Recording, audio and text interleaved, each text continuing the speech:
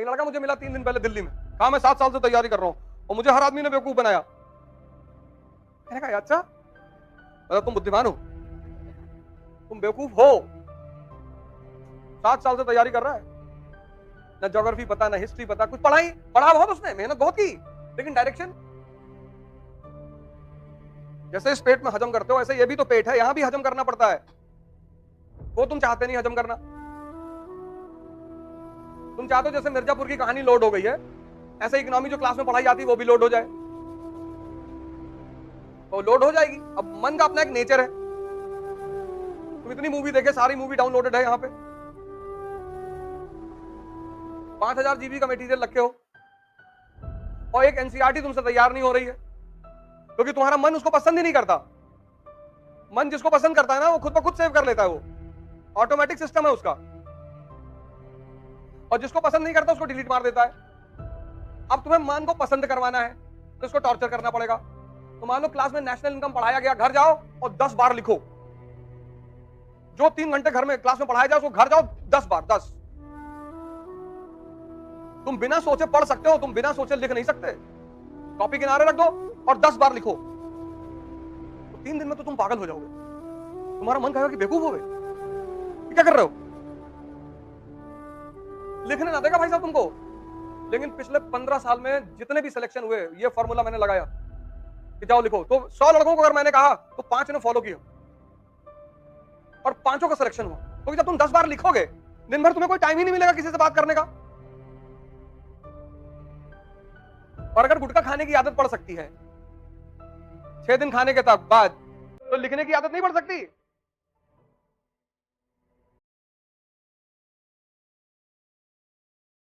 तुम्हें अपने मन की सेव पावर को इंक्रीज करना है। वो लिखने से होगी, जितना लिखोगे, जितना, बोलो मत किसी से, कमरे में बैठ जाओ, जो पढ़ाया गया उसको लिखो 10-10 बार, 15-15 बार, आग लगा दो लिखते लिखते, पूरा कमरा भर गया। और महीने भर बाद तुम्हारा दिमाग कहीं और काम ही नहीं करेगा। इसको ट्रेन करना पड़ता है, उसी को साधना कहते हैं। ये जो मन को ट्रेन करने की कला है ना, इसी को साधना कहते हैं, साधना। कोई धूप में खड़ा होकर साधना कर रहा है, इसीलिए कर रहा है कि जितना दर्द मिलेगा उतनी अटेंटिव पावर बढ़ेगी। तुम बहुत सारे योगियों को देखोगे धूप में बैठे हुए हैं, धूप में बैठे हैं, मई की धूप में, जून के धूप में बैठे, पागल हैं। अब मन से कह रहे हैं अब भागो। मन को जहां आराम मिलता है वहां ये भागता, एसी में लेटे हुए, 4 किलो चावल, 2.5 किलो सब्जी दबा गए। अब इतना सुकून मन को मिल गया, अब वो भाग रहा है। अब जब तुम उससे पढ़ने के लिए कह रहे हो तो तुमसे कह रहा है आज नहीं, आज तो होली का दूसरा दिन है, होली के दूसरे दिन कौन पढ़ता है। होली के दूसरे दिन गर्लफ्रेंड से मिलने जा सकते हो, वहां नहीं मना करेगा। वहां तो मरने से 1 घंटा पहले कह देता कि बाद में मर लेंगे, अभी क्या जरूरत है। तुम इसकी तुम जालसाजी देखो, कुछ चीजों के लिए तुमको कभी नहीं मना करेगा, करेगा ही नहीं। तुम बड़े आश्चर्य में पड़ जाओगे कि अरे, और जितनी चीजों से तुम्हारी जिंदगी बननी है वहां पे तो इतना रायता फैला देगा ये, इस कमरे का कलर ठीक नहीं है, बादाम बादाम पागल टाइप का लग रहा है। इसी मन को वॉच करने की कला को ध्यान कहते हैं। अब जो तुमने कहा कि 1 रोटी खाएंगे और पढ़ेंगे बैठ के, अब तुम्हारा पेट आधा भूख में है, कहीं भागेगा ही नहीं। तुमने इससे कहा कि ये टॉपिक खत्म कर ले, फिर 2 रोटी खिलाता हूं, तो ये तुम्हारी बात सुनेगा कि अच्छा लो खत्म करवा देता हूं, 2 खा लो, फिर तुम 1 खा लिए कि 1 और करवा दे। शाम को 4 रोटी, अंडा करी, कलेजी और 1 बियर। पता लगा पूरा टॉपिक तुम्हारा उसने खत्म करा दिया 20 मिनट में। अब मंगाओ, तुमने कहा आज नहीं, आज गर्मी बहुत है, कल 4 बॉटल और दिन भर सिर्फ खाना खाना है। इसका विरोध मत करो तुम कि ये नहीं करेंगे, ना तुम गलती करते हो, उसको ताकत देंगे। इसको किसी चीज के लिए तुम भी मत मना करो।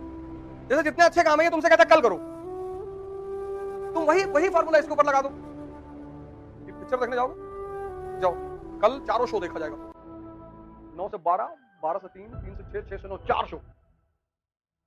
तो 10-15 दिन बाद तुमको पकड़ने लगे है कि बेटा तुम बदतमीजी कर रहे हो मेरे साथ। इसी प्रक्रिया को ध्यान कहते हैं। और कोई ध्यान थोड़ी ऐसे कि बैठे हुए हैं आरामखोरी में 6 घंटा लेटे। इसकी जालसाजी को देखना, फिर तुम संतों को देखो जो लोग साधना कर रहे हैं, वो मन को रोकना ही तो चाहते हैं कि तुम भागो मत, क्योंकि जहां इसको आराम मिलेगा ये भागेगा,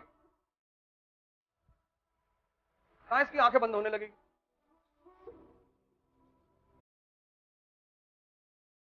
स्वामी विवेकानंद कश्मीर से कन्याकुमारी पैदल चले गए,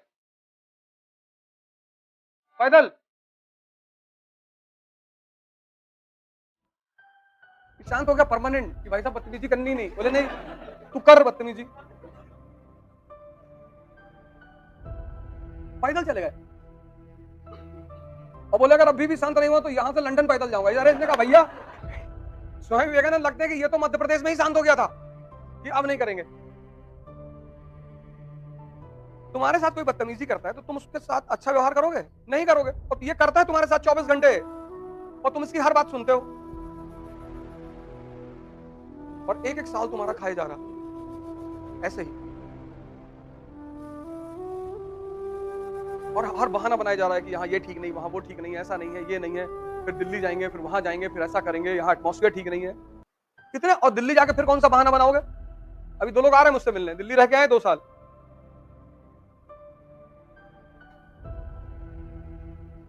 तुम जहां भी जाओगे तुम्हारा मन तो तुम्हारे साथ ही जाएगा ना। ऐसा थोड़ी कि दिल्ली की कोचिंग है अलग चिप रखी हुई है, तुम्हारा खोल के निकाल के बदल देंगी, लगा ले जाओ फर्स्ट रैंक।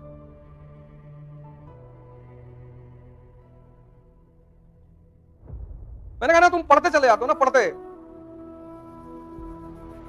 तुम लोग यार इतना मेहनत करते हो, नॉर्थ इंडिया के लड़के बहुत मेहनत करते हो, लेकिन तुम्हारी मेहनत ऐसी है कि, और जब यही मेहनत 1-2 साल में रिजल्ट नहीं देती तो निराशा पैदा हो जाती है, डिप्रेशन पैदा हो जाता है, यार हमसे होगा ही नहीं। तुम बस 2 काम अगर कर लो, 2, एक तो ध्यान करना है, आईएएस बनना है, राजा बनना है, मेंबर ऑफ पार्लियामेंट बनना है तो करना ही है। उसकी वजह क्यों मैं कह रहा हूं, और ध्यान का किसी धर्म से संबंध ही नहीं है। मन एक ही परिस्थिति में शांत होता है, जब आदमी मर जाता है। डेड बॉडी में 2 चीजें नहीं होती। नहीं, वैसे तो कोमा भी कहते हैं मन शांत हो गया है, लेकिन मन जो ओरिजिनली शांत होता है, खत्म होता है, वो मौत पे होता है। और डेड बॉडी में 2 चीजें नहीं होती, एक सांस नहीं होती, एक मन नहीं होता।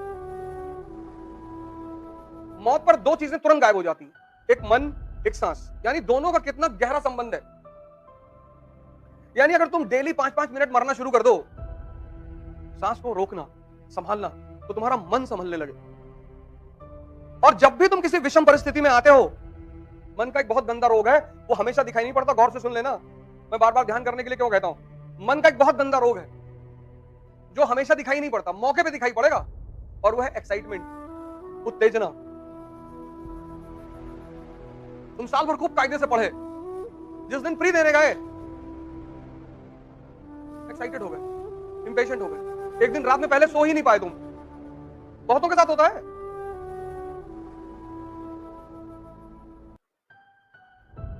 और उत्तेजना में मन की एक चीज मर जाती है, क्या? Common sense.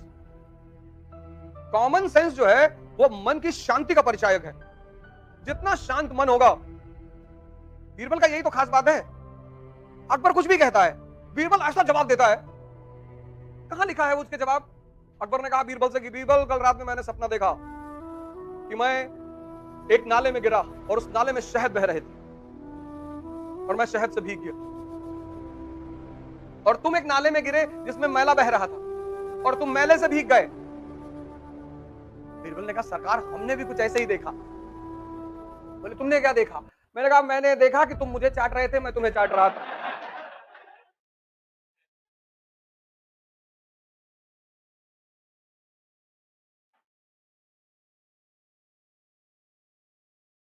देखो सपना, कोई मना किया है? अभी तो अकबर बहुत मानता है बीरबल को, इसीलिए बहुत मानता है कि यार कहां से लाते हो यार, हमको भी सिखाओ।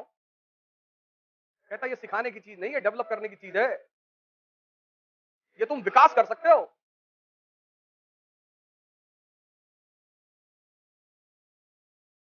इसलिए तो भारत के संत जल्दी किसी के समझ में नहीं आते। एक आदमी ने कबीर से पूछा कि शादी करनी चाहिए या नहीं करनी चाहिए। उसने कल घर आना तो बताएंगे, और दोपहर में आना 12 बजे, और मई की दोपहर धूप। और कबीर बाहर निकले, और बाहर निकलकर उन्होंने अपनी बीवी को आवाज दिया कि सुनो, लैंप ले आओ बाहर जला के। मेरी निडल गिर गई है सड़क पर, सुई। वो बेचारी लैंप जला के ले आई, और ऐसे धूप चमक रहा है सर पे। उस आदमी ने कहा, पागल हो दोनों, पहले तो तुम पागल हो, तुमसे बड़ी पागल ये है। कितना धूप चमक रहा है, तुमको धूप में नहीं दिखाई पड़ रहा है? बोले जब रिश्तों में इतना विश्वास हो कि क्रॉस क्वेश्चन करने की जरूरत ना पड़े, तब करनी चाहिए। और जाओ दोबारा ना जाना तो जूता निकाल कर इतना मारेंगे ना।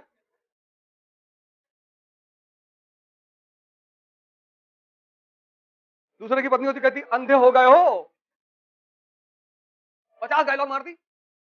क्या अंडरस्टैंडिंग रही होगी दोनों आदमी में।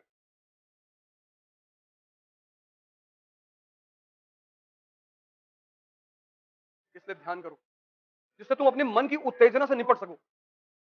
ये तुम्हें पढ़ने नहीं देगा। तुम में से बहुत लोग हैं जो 10 घंटा पढ़ना चाहते हैं लेकिन पढ़ नहीं पा रहे। तुम में से बहुत लोग हैं जो डिसिप्लिन लाना चाहते हैं, ला नहीं पा रहे। ऐसा नहीं कि तुम नहीं चाह रहे हो, तुम चाह रहे हो। कुछ चीजें हैं जो तुम चाह रहे हो, क्योंकि हम सब मिडिल क्लास के हैं ना, तो हमें तो लड़ना ही है। हमारे पास रास्ता ही नहीं है, कोई ऑप्शन ही नहीं है। 1 अरब 50 करोड़ लोग हैं कंट्री में। अब तो वही जिएगा जो सत्ता में रहेगा। पहले तो ये था कि प्राइवेट हॉस्पिटल में पैसा देते थे, डॉक्टर देखता था, तो वहां भी डॉक्टर नहीं देखता। इतनी भीड़ है, कहां देखे, किसको देखे? इतनी भीड़ है सारे हॉस्पिटलों में, तुम जाके देखो किसको देखे वो, और हर आदमी जल्दी में। तो तुम्हें से बहुत लोग हैं जो 10 घंटा पढ़ना चाहते हैं, डिसिप्लिन रहना चाहते हैं, एक शेड्यूल बनाना चाहते हैं, लेकिन कर ही नहीं पा रहे हो क्योंकि तुम्हारा मन कमजोर है। कमजोर है, वो घुमा देता है तुमको, ऐसे ऐसे विचार फेंक देगा तुमको।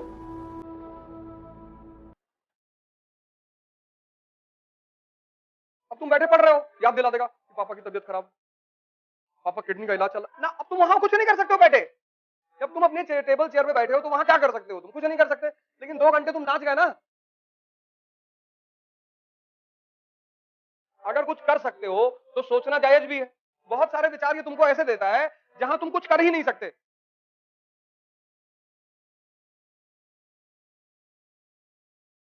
और ये सब कर कौन रहा है? ये तुम्हारा मन। इसलिए ध्यान करो, इसको पकड़ो, इसको वो विचार दो, बोलो जो तुम चाहते हो। तुमसे कह देगा बहुत मेहनत करो, नहीं होगा, ठीक है। 10 बार कह देगा दिन में नहीं होगा, तुम डिप्रेशन में चले जाओगे।